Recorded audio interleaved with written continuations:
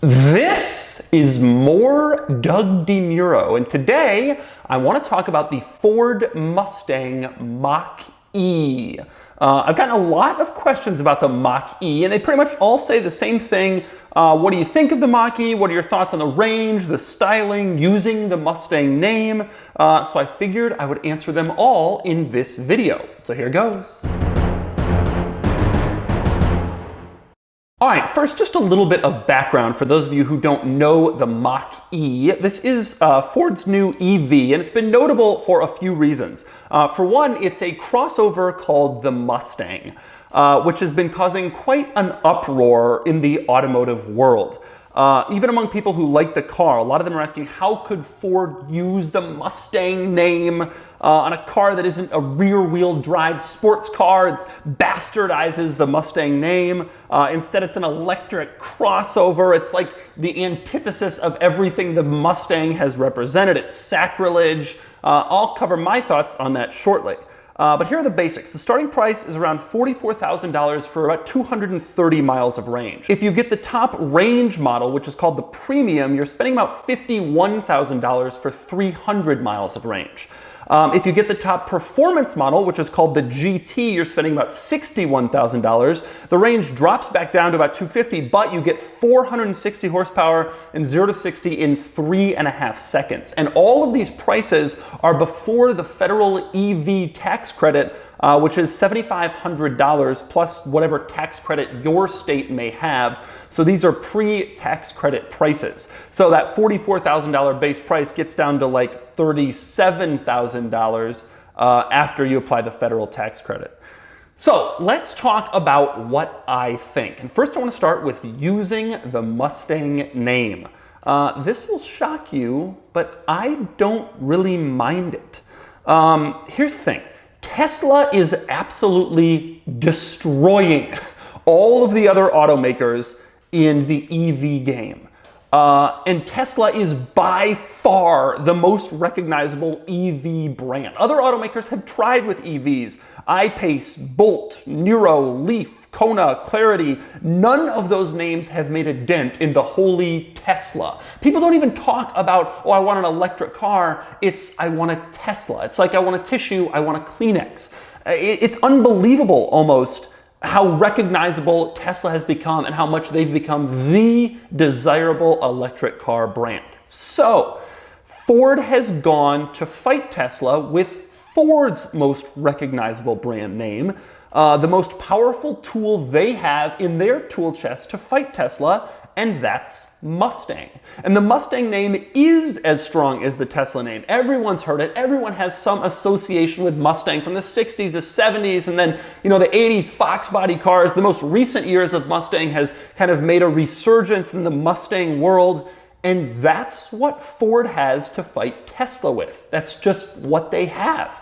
And it's their strongest brand name, and it's what they're going to do their best to try to combat Tesla. Imagine if Ford had come out with this car and called it like the Ford Reno or the Ford Delta or the Ford Arzia or I don't know, some stupid car name. It would have nowhere near the impact as using the strongest brand name that Ford has. They have nothing that has the name recognition that Tesla does except Mustang, so they're gonna use Mustang.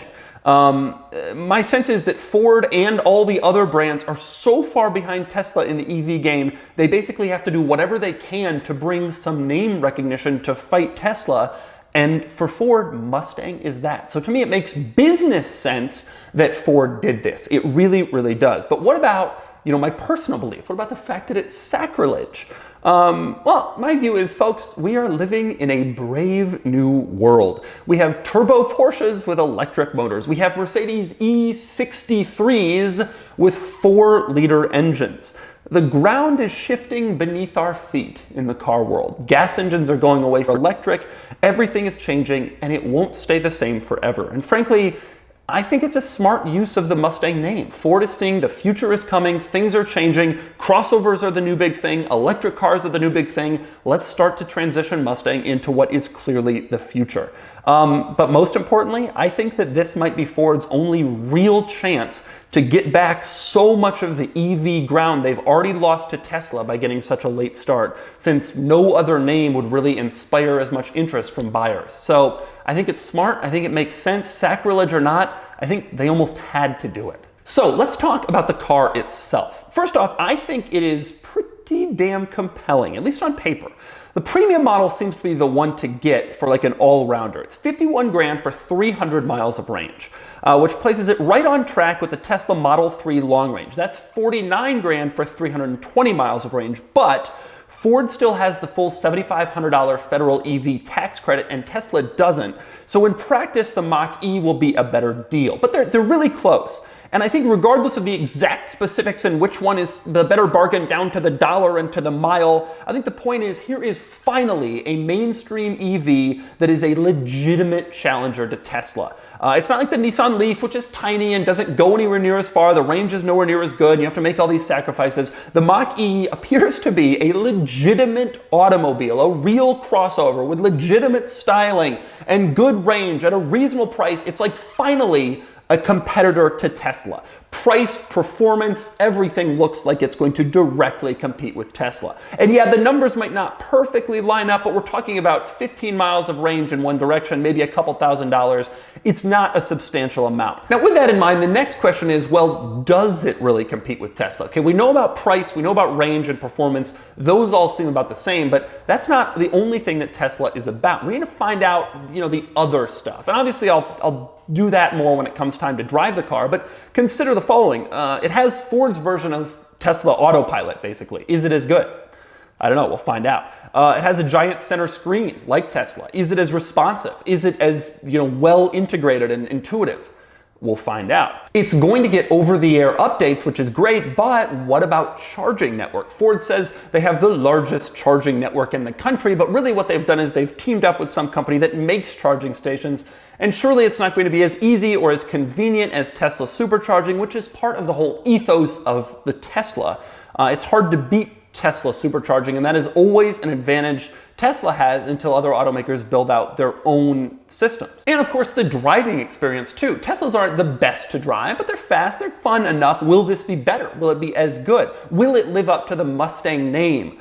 These are all questions to be answered when I actually get more time with the car, or some time with the car. But on paper, this looks like a really, really good contender. And that's important to keep in mind. We're talking about on paper here, and I really do think it looks very competitive, but there are still more questions to be answered that you can't really answer until you actually get up close with the car. But then we move on to the styling. A lot of people are complaining about the styling, but the simple truth is that virtually everyone complains about virtually every new car's styling when it is first released. Seriously, when a new car is revealed, go into the comment section on any Jalopnik article. It's ugly, it's so ugly, it's terribly ugly, I can't believe it looks like this. It looks like a cross between X car and Y car, it's so bad. Every single time a new car is released. And the truth is, it's just because you're not familiar with the design. And I say that because then in 5 years, when it goes time to replace this car and the automaker comes out with the next generation, people say, no, I like the previous one. The other one was better. Oh, the last one was so much nicer. And the truth is, styling is just one of those things that needs to grow on you, especially for a car in a new segment, in a new world. It's just not going to be an instant hit. Some cars are, but it's very, very rare. My view on the styling is that I think it's pretty good. It's certainly not the Mustang that you're used to, but it's a nice looking car. In my opinion, it's certainly distinctive. It has the EV look. It has some nice Mustang details like the taillights. I think they certainly could have done a lot worse. And I'm actually pretty happy to see that they didn't really screw it up all that much. I think it's not the most beautiful car, but I think it's a totally reasonable, rational EV, and I think it's fairly nice, and I think they did a good job with it. And I also like the fact that there's sort of no question that it's electric. It's a special model with a different look from other Fords, very different from Ford's first EV, the Focus Electric, which just looked like a Focus. No one knew it was anything special or different or interesting. People like when they have an electric car to be driving around in something more special, something more exciting. The one really big complaint I have is with the wheels. Every single photo of this car shows a Mach-E with really small wheels. And I hope they end up offering larger ones because to me, I don't think the small wheels work with the large wheel arches. I do wonder if there's some sort of rolling resistance tire component to this. They have to go with small wheels to get the tires in a certain way for more range. But personally, I really don't like how small the wheels look on the body of the car. But otherwise, I think it's a good effort. Not the most beautiful car in the world, but neither is the Tesla Model X, neither is the Jaguar I-Pace. None of these EV crossovers have really been gorgeous, and I think this one is just fine. Certainly the Tesla Model Y is not a beautiful car. None of these are really great. I think this car more than good enough. So that's my take on the Mach-E. I think the styling is fine. Give it time to grow on you. Once you start seeing them around, you will get used to it, I promise. You'll end up liking it, or at least you won't find it to be terrible. I think the numbers are excellent on paper. Range, price, performance, basically everything on paper really looks good. And I think the use of the Mustang name is both acceptable and necessary for this car to even have a chance of being successful. But my big caveat is, all of this stuff comes with this caveat: I have to spend time with it.